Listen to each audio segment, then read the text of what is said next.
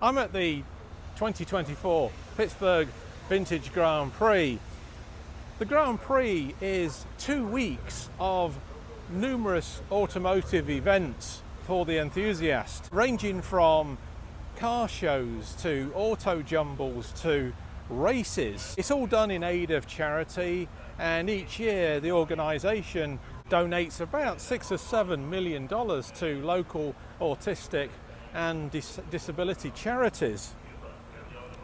The events are hosted all over the Pittsburgh area, and for instance there's a number of car shows during the 2 weeks that are in downtown Pittsburgh. This all culminates at the Shenley Golf Course near the university, which is where we are today, with a huge car show, and the racing takes place around a circuit which is on the other side of this hill here, and the car show covers the golf course.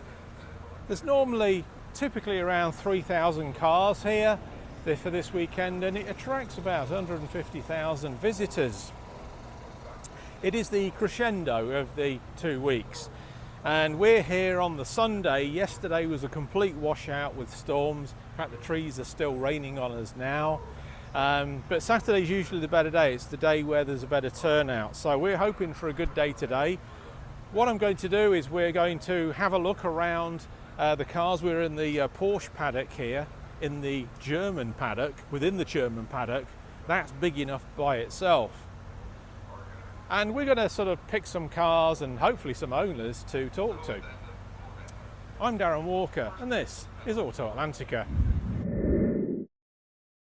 This gentleman, David, is the first person that we've picked on to talk to about their cars.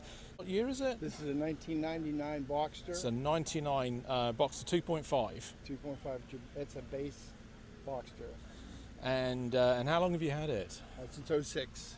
I mean, this looks original. You've done nothing to it. It looks completely original. Just replaced those components that tend to wear out with age. Yeah. I actually have in the front boot a binder of pieces, receipts from work that I've had done to it. It's actually a whole 1.5 inch binder full of work. What I love about this car is that we used to have one in Arena Red, exactly the same spec, but ours was a 98. And ours was the base spec without any traction control, just like this car is, which I love, because you buy a car like this to cruise around in and not race. You don't really race one of these. No. You cruise around it and listen to that beautiful flat six. Yeah, it's nice. Yeah. It's nice. So do you just use it during the summer and yeah, goes actually, away in the winter? I have 145,000 miles on this car. I drive it during the summer. It's my go-to grocery getter, as they say, in the summertime. I have 2 other vehicles, and I can even put my golf clubs in the boot, in the rear boot, because it's got that much room. I actually saw an advertisement where a guy was lifting up the boot and pulling out a bag of clubs, and I went, I wonder if I could do that. And sure enough, I can. Yeah. It was great. There's very few cars, in my opinion, you should probably agree, where you don't need to spend a whole hill of money to feel like $1 million. That's true. The first time I took this out on not the track, but those backcountry roads. I used to live north of Pittsburgh, and going through the mountains and all that stuff, you get all these twists and turns, and that's where you really get to enjoy a car like this, because because of the mid-engine, it actually corners like it's on rails. Yeah, it's a better weight distribution than the 911. Yeah. And at the end of the day, these 986s, because this is the car that saved Porsche. Yes, yeah. And the 996 at the time was basically the same car from the front to here. Yeah. So, and yet this drives better, in my opinion. I think that these are the cars that values are going to go up, because you think so? I think so. Well, a lot have disappeared. But there's quite a few remain as well, and I think that this is the unsung hero from the 90s. I think just in the same way as the 912 was completely ignored. Yes. And then suddenly it started gaining recognition from collectors and traction. I think in a few years this will likely do the same. For my appreciation of the Porsche line, I often considered selling this, but then I take one look at it and I see a little bump in the back, and I see how the stance is just so wide and it's so beautiful to me. Yeah. I said it wouldn't make any sense for me to sell it. What would I replace it with? But you can also rely on it because these engines are pretty much bulletproof. Oh yeah. The engine's probably the only thing that hasn't been serviced. You know, the IMS bearing was an issue with this particular model back in the day. This has 145,000 miles on it, no issue. The concern there with the IMS bearing was that when you let it sit for a while, the oil sets in the bottom of the reservoir where the IMS rests, and that creates an issue where it's not properly lubricated, and that's what causes it to fail. Driving this car all the time, that doesn't happen. That's the only thing that really affects values, because what does increase value, if you've had those bearings replaced by ceramic ones and you get a certificate that denotes that, that's going to help you sell it. But you've just got to pay several grand to get the certificate and get that ceramic bearing replaced. Yeah, exactly. But David, this is a wonderful car. Well, I appreciate and that. It's great to see, and just lovely to see one of these, you know, amongst all this super Porsche Exotica at the show. But yeah, I think it's fantastic. Well, thank you very much for sharing your experiences. I really do appreciate talking it over with somebody who can relate to a car of this vintage. Early Boxster. I mean, what's not to like? I agree. Okay, thanks, David. Sir. Thank you. So a couple of Porsches here which are of particular interest to me, and that's because these two are finding favour and going up in value. The 914, of course, was designed as a level entry to replace the 912. Four-cylinder Volkswagen engine. Quite an interesting history to these. Unusual design, mid-engine, but really now finding a lot of favour. This particular one has got the European bumpers on. It looks like it's been modified in some way, perhaps to have a 911 engine shoehorned in there, but yeah, a lot of these are being snapped up now, the good ones that are left. 928, of course, needs very little introduction. This looks like a later car, probably Series 4. These debuted in 1977. The design blew the world away when it first debuted with these integral polycarbonate bumpers. This is a US spec car, but a much later one. I suspect that it's probably a Series 4. They were in production until 1990, 91 or so. This is definitely a post-86, but absolutely beautiful example with these fantastic drilled alloys on here with Continental tyres. Beautiful. A shot of this engine now. It's an 85 3.2. So that's the 3.2 from the 911. That's fantastic. I can't help but be sort of gravitated towards stuff like this. This is probably mid-70s. I've not looked at the year yet. It's a 76. Mercedes W116. It's actually one of my heroes and has been ever since I was a kid. I would love one of these in the collection, but they say you shouldn't meet your hero, so I think I'll just keep it at arm's length. This is absolutely beautiful. It's got the very traditional Mercedes wheel covers, coloured wheel covers. And of course, this being a US spec car, this looks completely original. It's got the 5-mile-an-hour bumpers on and the 4 seal beam headlights.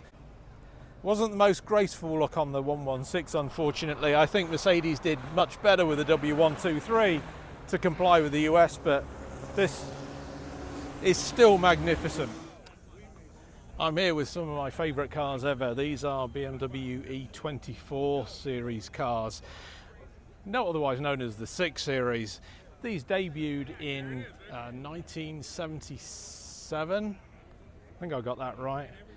And absolutely beautiful, clean lines. They're basically the same platform as the E23, which was the 7 Series saloon. You know, back then, a BMW consisted of the 3 Series, the 5, the 6 and the 7, and that was it. Before the crazy days when they started building into every segment they could think of.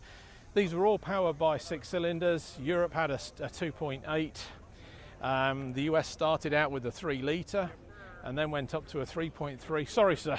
No, go ahead. Do your thing. Up to 3.3 and then latterly a 3.5. I always preferred the early cars without all the spoilers. The 3.5 was totally bespoiler, but I love these early cars without any of that. Just super clean lines, really pure. This one is a superb example.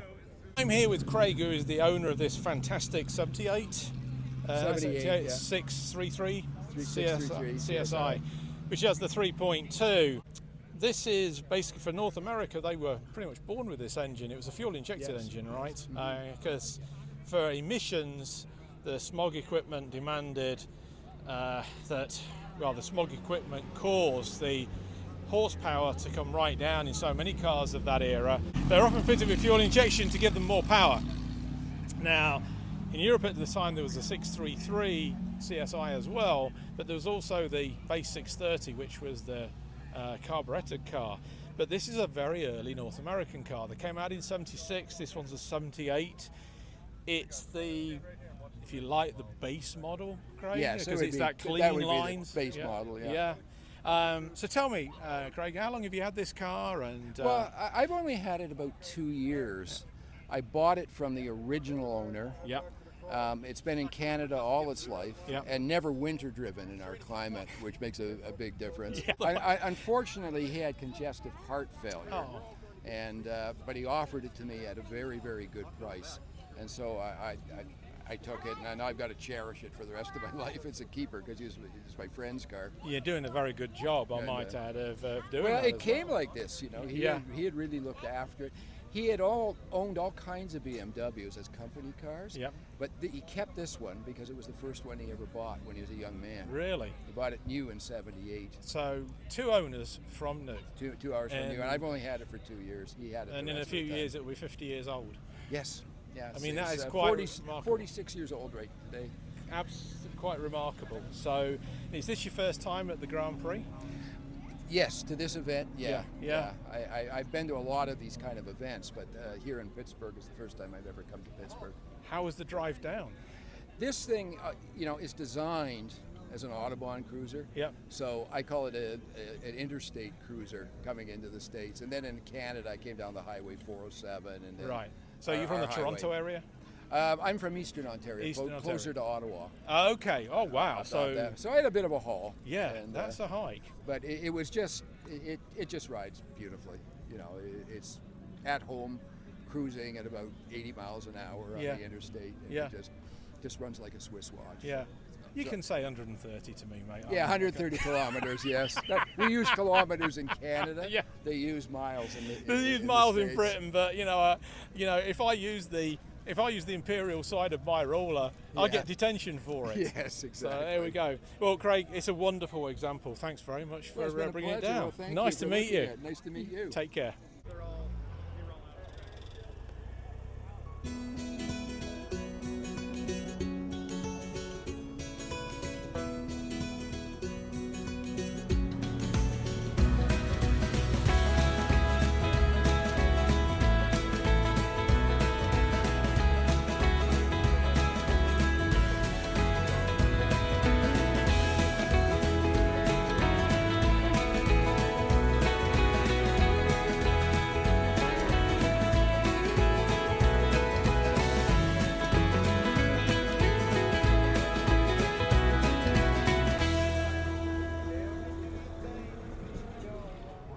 This is a fantastic find. Actually, I've just been talking to a gentleman with one of these, but his was the coupe as opposed to the liftback. Toyota Celica debuted in 73, 74, and it was intended primarily for the USA to take on the likes of the Mustang and the pony cars.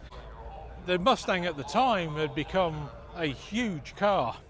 It had grown exponentially from its introduction in 1964, and the Japanese, Toyota and like with the Nissan, with the 240Z, saw an opening in for a smaller rear drive Mustang-like car.